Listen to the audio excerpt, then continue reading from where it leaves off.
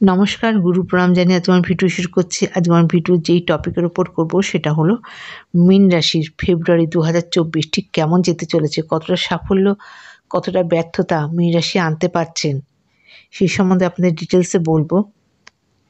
তার আগে একটা কথা বলে নিই যে আমি যে প্রেডিকশন করছি এটা কিন্তু একটা বেসিক প্রেডিকশন হচ্ছে। তার কারণ পারফেক্ট প্রেডিকশনের জন্য কিন্তু নিজস্ব জন্মছক প্রয়োজন। জন্মছকের মধ্যে দশা অন্তর্দশা দেখা প্রয়োজন আছে, গ্রহদের বলাবল, ডিগ্রি, নক্ষত্রের বিচার প্রয়োজন আছে। সুতরাং এই যে আমি ট্রানজিট আলোচনা করছি এটা একটা বেসিক প্রেডিকশন হচ্ছে। তাহলে এবার শুরু করা যাক। লগ্নপতি এবং দশমপতি দ্বিতীয় থাকার জন্য জবের জায়গাটা ভীষণভাবে হাইলাইট করছে এবং অর্থের প্রাচুর্য কিন্তু এই ট্রানজিটে থাকবে এবং সেভিংস অর্থ জমানো কিন্তু এই ট্রানজিটটা আপনারা করতে পারবেন। কথাবার্তার মধ্যে একটা মসৃণতা এই ট্রানজিটে আসবে। যারা ব্যবসায়ী, বিশেষ করে যারা শেয়ারের ব্যবসা করছে, স্টক মার্কেট, শেয়ার মার্কেট, তাদের জন্য পজিটিভ থাকছে এই ট্রানজিট।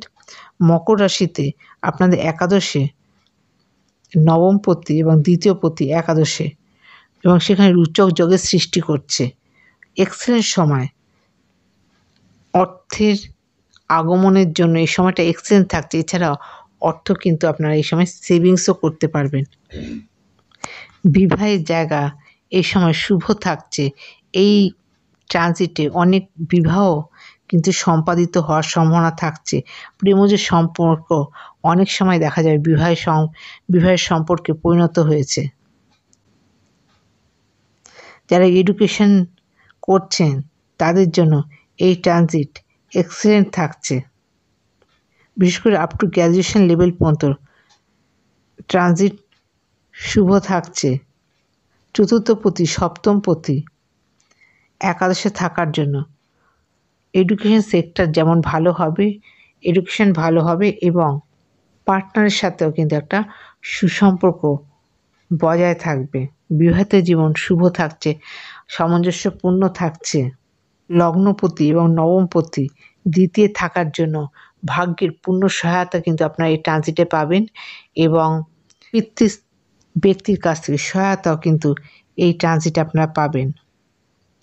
জবের জায়গা শুভ থাকছে, ব্যাপক হারে অর্থ কিন্তু এই ট্রানজিটে আপনারা ঘরে আনতে পারবেন বা সেভিংস করতে পারবেন। চতুর্থপতি এবং সপ্তমপতি একাদশে থাকার জন্য উচ্চশিক্ষার যোগ বর্তমান আছে। যারা বিজনেসম্যান তাদের জন্য সময়টা যথেষ্ট পজিটিভ থাকছে। যারা বেসরকারি চাকরি করছেন তাদের জন্য পজিটিভ থাকতে চলেছে এই ট্রানজিট। বাবা মায়ের শরীরের প্রতি এই সময় লক্ষ্য রাখার প্রয়োজন। উচ্চশিক্ষা যোগ আছে এই ট্রানজিটে।